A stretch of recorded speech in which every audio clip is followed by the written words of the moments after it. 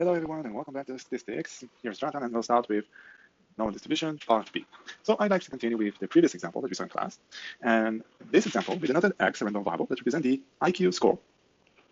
And we said that it's normally distributed with 115 scored. Now I'd like to ask two different questions. So let's write it as an example.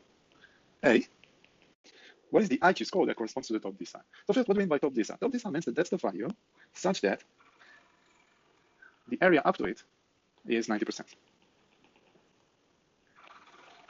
Okay, so how do we solve those types of questions? So what we need to do is to write it by using probabilities. So we want to find G such that the area up to it is 90%, top decile. Now we normalize, we take the value, subtract the expected value and divide by the standard deviation. And then we use the z-table and we try to find the value such that if we plug it here, we'll get 0.9. This value is 1.282. That means that G minus 100 over 15 equals to 1.282. And by using algebra, you'll get that G equals to 119.23. Now from here, we understand that 90% of the population have an IQ less than or equals to 119.23. That's what we mean by top decile in this case. Okay, so now B, what is the IQ score that corresponds to the field quartile? Okay, so first what do we mean by field quartile? Field quartile means that that's the value such that the area up to it is 25%. Please notice that G needs to be, this value needs to be on the left side of 100 because the moment that we passed 100, we already have 50% here. Okay, and that's why I chose to write G on the left side of 100. Okay, let's continue from here. So the question is G such that the area up to it is 25%.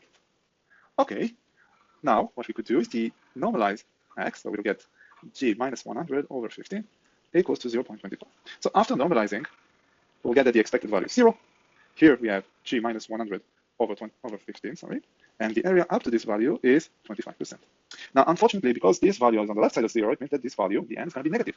And if you remember that in the z-table, we don't really have negative values. Therefore, we're going to use the symmetric one. The symmetric one is minus this value. So there is 25% here. So how exactly from here we can find G? We can say that the probability that Z is less than minus G minus 100 over 15. So what is the area up to this value? It needs to be 75%. 75%. Now, if you'll use the z-table, you'll find out that the value that needs to be here in order to get 0.75, this value is exactly 0.67. So minus G minus 100 over 15 equals to 0.67. From here, we get that G equals to 89.95.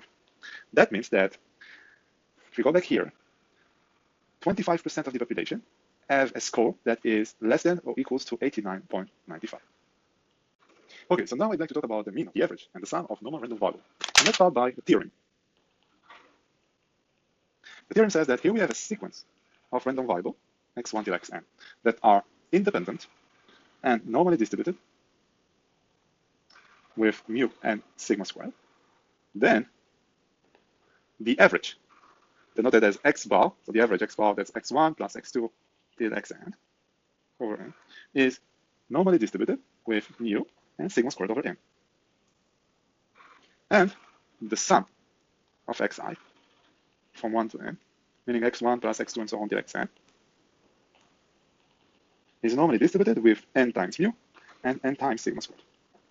Okay, we won't prove this theorem, but we're going to use it. Let's do an example. Okay, like the previous example, so x represents the IQ score, and it's normally distributed with 115 squared. Now, suppose that you are asked to compute the probability to get an IQ score greater than 110. So what is the probability to get an IQ score greater than 110? So those types of questions we already solved. That's the same as asking what is the probability that x is at least 100, or bigger than 100. That's exactly the same. Then we normalize it. And then we'll get that that's the probability that Z is bigger than 0.66. We'll do 1 minus in order to use the z-table. And then we'll 0.2540. Okay, till now we didn't use the theorem. But now let's see what we are asked here in B. B, we sampled 16 independent persons. What is the probability that their IQ mean is greater than 110? Okay, so basically we sampled 16 persons. Okay, here's the first one, second one, and so on. And here's the last one. Okay, each one of them has an IQ score. The first one is denoted as x1, second one x2, and last one x60. Now we want to compute the probability that the average is greater than 110. Okay, So now we use the theorem, and we are going to use the first section of the theorem. According to the first section, the average of the mean is normally distributed with mu. Mu, that's the expected value of x, so it's 100. But the variance here, that's something else. The variance of the average is sigma squared over n. So we need to take the variance of x, of one person, if you want to think about it like that, and divide by n. So that's going to be 15 squared over the number of people we sample, meaning 60. Okay, now let's go back to the question. So again, we want to compute the probability that the average is at least 110. Now we are going to normalize. How exactly? So Z, we are going to take the value, subtract the expected value, and then divide by the standard deviation. So be careful here. We started with the mean, and therefore when we normalize it according to the standard deviation of the average, not of x. Therefore, we need to divide by the square root of 15 squared over 60. And from here we get that that's the probability that Z is at least 2.67. We'll do 1 minus. And by using the z table, you'll see that that's minus 0.9962, meaning 0.0038. So that's the probability that if we sample 16%, the mean score would be bigger than 110.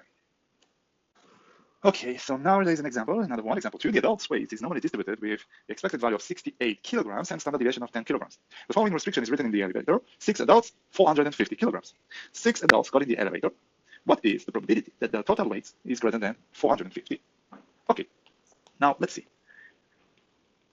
So there are 6 people that got in the elevator.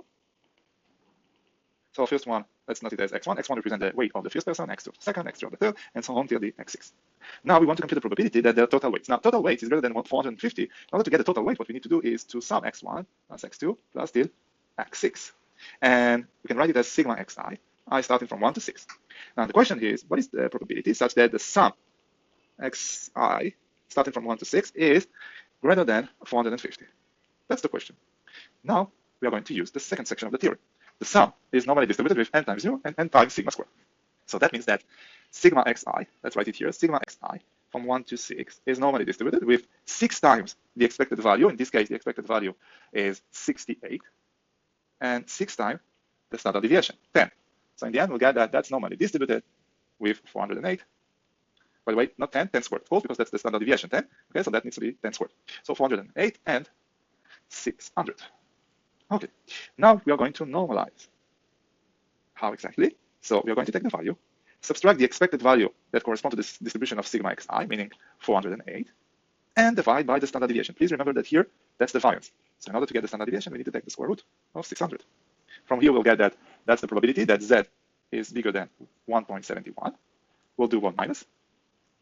Then we can use the z table, and that's exactly 1 minus 0.9564, meaning 0.0436. So the probability that the total weight of those 6 persons that we sampled that got in the elevator is bigger than 450, it's approximately 4%. Now here, if you want, even before solving the question, we could denote x here in this case to be the weight of 1 person. And according to the question, that's normally distributed with 68 and 10 squared. Okay, but we don't really need that. In case that you want to mention it in the answer, that's okay. In the end, we are interested in the sum of xi. Okay, so the distribution of 1 person, that's the distribution, and the distribution of the total weight, that's the distribution. And from here, we can normalize sigma xi. Please remember that you normalize according to the distribution of sigma xi, not of x. Okay, let's continue with the sum of normal random variables. So here's a theorem that says that if you have 2 random variables x and y, x is normally distributed with an expected value mu 1 and a variance sigma squared 1, and y also is normally distributed but different expected value mu 2 and a different variance sigma squared 2. Also, they are independent. Then, if you sum those 2 random variables, in the end, they are normally distributed with the sum of the expected value and the sum of the variances. Okay, we won't prove this theorem, but I'll explain how to use it by solving an example. Here's the example. Suppose that we know that x is normally distributed with 104 squared, and y also is normally distributed with 80 and 6 squared. Also, we know that x and y are independent. Now, we define w to be 3x plus 2y. And you are asked to compute the probability that w is at most 490. So how do we solve those types of questions? So first of all, we see here that w is a combination of x and y, and therefore w is normally distributed. Now we need to find the expected value of the sum and the variance of the sum. So how exactly we do that? So first, we said that w is normally distributed, and then again we need to find the expected value and the variance. What is the expected value of w? The expected value of w, that's the expected value of 3x plus 2y. That's how we define W. Now we use the linear property. So that's the expected value of 3x plus the expected value of 2y. Again, we use the linear property and we can take out the constant here out of the expected value. So that becomes 3 times the expected value of x plus 2 times the expected value of y. Now the expected value of x and the expected value of y are given here. That's the expected value of x, that's the expected value of y. So it's 3 times 100 plus 2 times 80. That becomes 460. What about the variance of w? So the variance of w, that's the variance of 3x plus 2y.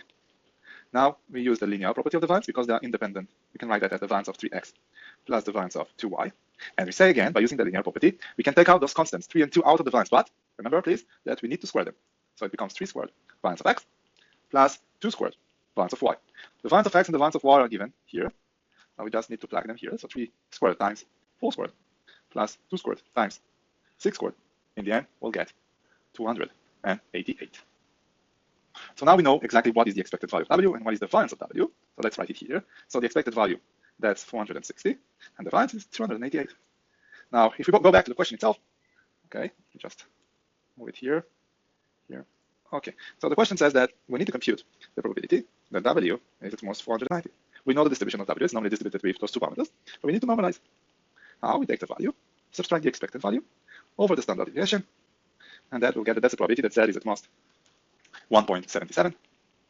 And by using the z table, we'll get 0.9616. And that ends lecture 9. See you on the next lecture.